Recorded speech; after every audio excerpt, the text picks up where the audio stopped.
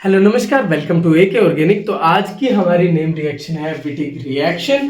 तो इसमें जो है यूजुअली हम सबस्ट्रेट लेते हैं कोई भी एल्डिहाइड और कीटोन जिसकी हम रिएक्शन कराते हैं किसी भी फॉस्फोरस इलिड के साथ। ये जो स्पीशीज है ना, इसको हम बोलते हैं फॉस्फोरस इलिड। ऐसे भी रिप्रेजेंट इसको कर सकते हैं और ऐसे भी इसको रिप्रेजेंट कर सकते हैं। अभी हम इसकी फॉर्मेशन भी देखेंगे। तो कोई भी एल्डिहाइड और कीटोन है उसकी रिएक्शन हम फॉस्फोरस इलिड से करा रहे हैं और एल्कीन की फॉर्मेशन कर रहे हैं। इस रिएक्शन को हम बोलते हैं विटिक रिएक्शन। और मेनली इस रिएक्शन का यूज ऑब्वियसली किसी भी कार्बोनिल कंपाउंड जो कि एल्डिहाइड कीटोन का पार्ट है उससे कोरस्पॉन्डिंग एल्कीन जनरेशन में इसका यूज होता है। ठीक है, तो सबसे पहले हम ये देख लेते हैं कि फॉस्फोरस इलिड कैसे जनरेट होती है। तो सबसे पहले ये है क्या? तो इलिड, फॉस्फोरस इलिड जो है क्या होता है? इलिड बेसिकली एक न्यूट्रल मॉलिक्यूल होता है। ये क्या होता है?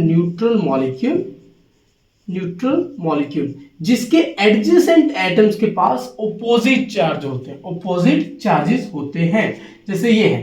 ठीक है, अब हम इसको ऐसे भी लिख सकते हैं CH2 negative and phosphorus positive. कैसे? क्योंकि कार्बन जो है हाईली इलेक्ट्रोनेगेटिव होता है, ये इलेक्ट्रॉन अपने पास रखेगा, फॉस्फोरस कम होता है, उसके पास पॉजिटिव चार्ज रहेगा। तो इलिड क्या होते हैं? न्यूट्रल मॉलिक्यूल्स होते हैं with adjacent atoms having opposite charges. ठीक है, और हम क्योंकि इसे बोल रहे हैं फॉस्फोरस इलिड, तो उस केस में एक तो होगा एटम कार्बन और दूसरा है हमारे पास फॉस्फोरस। ठीक है, तो इस केस में हम जो है ये ले रहे हैं कि हमने ट्राइफिनाइल, ओके, सो हमने क्या लिखा था? ट्राइफिनाइल फॉस्फेट, जिसमें इसके पास पॉजिटिव चार्ज है और इसके पास नेगेटिव चार्ज। अब जब भी इसकी जनरेशन करनी हो, देखो फॉस्फोरस इलिड को हम कैसे बनाते हैं कि पहले जो है ये जो हमारा ट्राइफिनाइल फॉस्फेट है ना, यहाँ लिख देता हूँ, इसको रब कर देता हूँ मैं। हाँ, हमारे पास ये है ट्राइफिनाइल फॉस्फेट। ठीक है, ये रिएक्शन करता है हमारे पास पर्टिकुलरली किसी भी अल्काइल हैलाइड पे। मान लिया हमें ये ही बनानी है, फॉर एग्जांपल ये इलिड बनानी है, तो हम क्या करेंगे? मिथाइल हैलाइड ले लिया, कोई भी हैलाइड ले लिया, हैलोजन हो सकता है कोई भी यहाँ पर।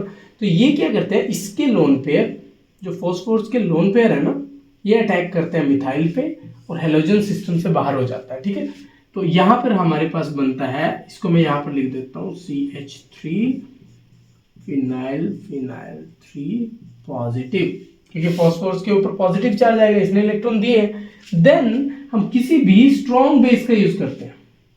Strong base like what? Sodium hydride हो सकता है, ब्यूटाइल लिथियम हो सकता है, फिनाइल लिथियम हो सकता है। तो हम एग्जांपल स्ट्रॉन्ग बेसिस की लाइक जैसे कि मैंने बोला, सोडियम हाइड्राइड हो सकता है, ब्यूटाइल लिथियम हो सकता है, फिनाइल लिथियम हो सकता है, सोडामाइड हो सकता है। तो ये स्ट्रॉन्ग बेस, कोई भी स्ट्रॉन्ग बेस हम यूज करेंगे जो कि क्या करेगा? इस हाइड्रोजन को, देखो यहाँ पर 3 हाइड्रोजन है ना, इस कार्बन के पास एक हाइड्रोजन, ये जो हाइड्राइड है, मान लिया हमने सोडियम हाइड्राइड लिया, तो ये इस हाइड्रोजन को लेके यहाँ पर नेगेटिव चार्ज जनरेट करेगा। तो हमारे पास किस स्पीशीज का जनरेशन हुआ? CH2 negative, phosphorus positive and triphenyl इसके साथ अटैच है, इसका जनरेशन हुआ। और इसी को हम ऐसे भी लिख सकते हैं। कैसे? ये यहाँ पर दिखा दो, ऑक्टेट कंप्लीट हो जाएगा सभी एटम्स का, तो इसको हम ऐसे भी दिखा सकते हैं। तो ये थी फॉर्मेशन ऑफ फॉस्फोरस इलिड। अब हम देखते हैं कि कैसे एल्डिहाइड और कीटोन की रिएक्शन जब हम इससे करते हैं तो एल्कीन की जनरेशन हो रही है, यानी मैकेनिज्म ऑफ विटिक रिएक्शन। तो अब हम इसके मैकेनिज्म की बात करते हैं। देखो विटिक रिएक्शन में 2 तरह के मैकेनिज्म होते हैं। हम बीटेन मैकेनिज्म की बात करते हैं और ऑक्साफॉस्फेटेन मैकेनिज्म की बात करते हैं। तो यहाँ पे मैं आपको ऑक्साफॉस्फेटेन मैकेनिज्म के बारे में बता रहा हूँ। तो इसमें हम क्या करते हैं, जो हमारे पास सबस्ट्रेट है कोई भी एल्डिहाइड और कीटोन, R' यहाँ पे H होगा तो एल्डिहाइड होगा, एल्काइल और एराइल पार्ट होगा तो ये कीटोन होगा। ठीक है, तो यहाँ पर जो है ये फॉस्फोरस इलिड अटैक करती है इस कार्बोनिल कार्बन पे और ये अटैक करता है इस फॉस्फोरस के पॉजिटिव चार्ज पे, यानी इस फॉस्फोरस एटम पे जिस पे पॉजिटिव चार्ज है। तो हमारे पास क्या बनता है? R'। अब ये ऑक्सीजन किसके साथ अटैच है? फॉस्फोरस के साथ, जिससे already 3 phosphine group, phenyl group attach है। ठीक है, और यहां पर हमारे पास है ये CH2। ठीक है, और ये बॉन्ड यहां पर। इस स्पीशीज को हम बोलते हैं ऑक्साफॉस्फेटेन।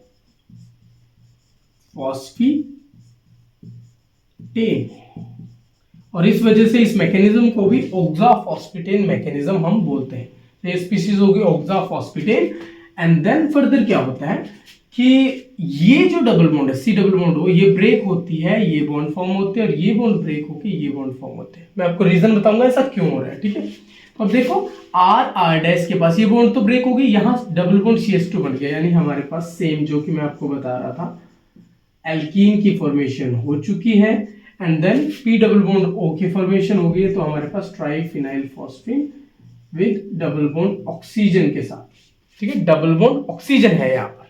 इसको यहाँ पर अच्छे से लिख देता हूँ, चलो यहाँ पर ये हमारे पास क्या बना, triphenyl phosphine double bond O oxygen, ठीक है। तो हमारे पास किसकी, एल्कीन की फॉर्मेशन हो चुकी है। अब देखो कि ये बॉन्ड ब्रेक होके यहाँ गया, ये यहाँ पर, ऐसा ही क्यों हुआ, एल्कीन ही क्यों फॉर्म हुई, कोई और बॉन्ड ब्रेक क्यों नहीं हुआ। देखो ये जो रिएक्शन है ना, ये फॉरवर्ड मूव करती है because this phosphorus has high affinity for this oxygen. क्यों होती है और हाई एफिनिटी, क्योंकि जो पी डबल बॉन्ड O है ना, इसकी बॉन्ड डिसोसिएशन एनर्जी बहुत हाई होती है, अराउंड 550 के अराउंड, ठीक है। तो बॉन्ड डिसोसिएशन एनर्जी काफी हाई होती है, जिसकी वजह से ये जो पी डबल बॉन्ड O है ना, one of the strongest double bonds है ये ऑर्गेनिक केमिस्ट्री में, ठीक है।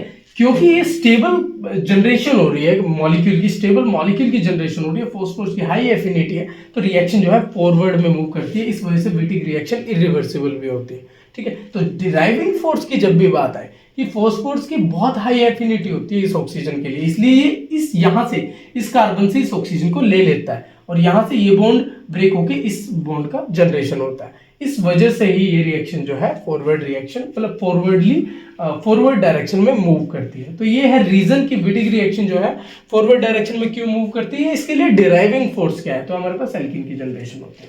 अब अगर आप देखें कि दो केसेस आते हैं यूजुअली इसमें, कि जब आपके पास कोई भी सबस्ट्रेट है, अगर आपके पास कोई भी सबस्ट्रेट है, सबस्ट्रेट जैसे मैंने आपको बोला कि वो एल्डिहाइड हो सकता है, यूजुअली एल्डिहाइड और कीटोन हम लेते हैं, लेकिन और भी हो सकते हैं, ठीक है। यूजुअली हम एल्डिहाइड कीटोन लेते हैं और इसके में फोस्फोरसिलेट का इससे जो है फोस्फोरसिलेट की रिएक्शन करा के विटिक रिएक्शन करा रहा हूं, एल्कीन की फॉर्मेशन करा रहा हूं। इस एल्कीन को अब यहाँ पर ई एल्कीन भी बन सकती है, जेड भी बन सकती है। देखो इस केस में तो दोनों हाइड्रोजन है ना, तो ई और जेड का क्या कोई कॉन्सेप्ट रहा ही नहीं यहाँ पर, तो ठीक है, क्योंकि ये दोनों सब्स्टिट्यूएंट अलग अलग होने चाहिए। अगर ये अलग अलग है, मान लिया यहाँ CH3 है और यहाँ पर चलो मैं लगा लेता हूँ CH3 यहाँ पर है और यहाँ पर लगा लेता हूँ मान लिया H है, बेसिकली ये दो सब्स्टिट्यूएंट अलग अलग होने चाहिए, तो ये हो गए। तो देखो CH3 तो यहाँ पर हमारे पास ई एल्कीन की फॉर्मेशन हुई है, लेकिन अगर ये CH3 यहाँ होता तो Z की फॉर्मेशन होती। तो कौन डिसाइड करेगा कि ई एल्कीन बनेगा या जेड एल्कीन बनेगा, वो डिसाइड करेगा हमारे पास ये हमारा फॉस्फोरसिलिड, ये डिसाइड करेगा। तो हम इसमें दो चीजों का ध्यान रखते हैं, इसमें दो चीजों की बात करते हैं। एक होती है हमारे पास स्टेबलाइज्ड इलिड, ठीक है, और एक हम बात करते हैं अनस्टेबलाइज्ड इलिड, ठीक है। अब ध्यान रखना, स्टेबलाइज इलिड में हमेशा ई एल्कीन की फॉर्मेशन होती है और अनस्टेबलाइज इलिड में हमेशा जेड एल्कीन की फॉर्मेशन होती है।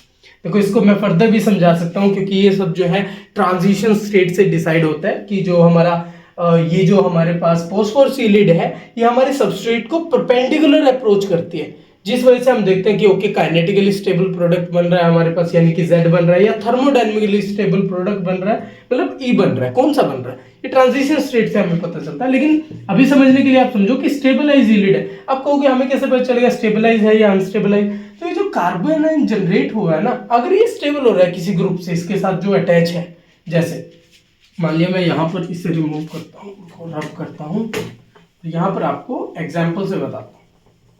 देखो यहाँ पर अगर हमारे पास CH2 नेगेटिव है, ठीक है, इसके साथ कोई ग्रुप अटैच है, C double bond O CH3 carbonyl group attach कर दिया, और यहाँ पर हमारे पास फॉस्फोरस ही है, यहाँ पर तो H रह गया, ट्राइफिनाइल फॉस्फेट, ठीक है, H रह गया ना, क्योंकि एक H रिमूव करके हमने ये ग्रुप अटैच कर दिया। अब ये क्योंकि कंजुगेशन है यहाँ पर, तो हम एक और स्ट्रक्चर ड्रॉ कर सकते हैं। ये हमारे पास आ गया CO negative double bond CH P positive triphenyl, ये, और एक तो हो गया ये इलिड हमारे पास फर्स्ट, और सेकंड इलिड हम मान लेते हैं कि अगर मैं किसी भी H को रिमूव करके ये ग्रुप लगाया, अगर इस ग्रुप की जगह कोई भी एल्काइल ग्रुप लगा दूं, लाइक मेरे पास है CH3 CH2 C, ये है हमारे पास CH negative phosphorus triphenyl phosphine positive charge. अब ये एलिड ज्यादा स्टेबल है या ये एलिड ज्यादा स्टेबल है? आप ऑब्वियसली बोलोगे ये एलिड ज्यादा स्टेबल है। क्यों? क्योंकि यहाँ पर जो ये कार्बन आयनिक कैरेक्टर है, नेगेटिव चार्ज है, ये स्टेबलाइज है थ्रू कॉन्जुगेशन, लेकिन इस केस में ऐसा नहीं। तो ये जो है ये अनस्टेबलाइज एलिड आएगी और ये जो है स्टेबलाइज एलिड। तो जब भी इस तरह की एलिड आपको दे रखी होगी और किसी एल्डिहाइड और कीटोन के साथ रिएक्शन दे रखी हो, तो हमारे पास किसकी फॉर्मेशन होगी? ई एल्किन की फॉर्मेशन होगी। और जब भी कोई अनस्टेबलाइज एलिड होगी और हमारे पास किसी एल्डिहाइड कीटोन के साथ रिएक्शन है, तो हमारे पास जेड एल्किन की फॉर्मेशन होगी। आपको इस बात का ध्यान रखना है। So this is all about Wittig reaction. I hope आपको इसका मैकेनिज्म समझ आया होगा, कैसे हम जो है फॉस्फोरस एलिड बनाते हैं ये समझ आया होगा। एंड देन फर्दर जो है आपको समझ आएगा कैसे ई एल्किन और जेड एल्किन हम बोलते हैं कि ई एल्किन फॉर्म होगी या जेड एल्किन फॉर्म होगी। ठीक है, फिर भी आपका कोई क्वेश्चन रह गया हो इससे रिलेटेड तो आप कमेंट करके पूछ लीजिएगा, मैं रिप्लाई जरूर करूंगा। This is all about today. And अगर आपको ये वीडियो लेक्चर्स इंफॉर्मेटिव लग रहे हैं तो आप AK ऑर्गेनिक को लाइक शेयर सब्सक्राइब कर सकते हैं। Thank you so much for watching.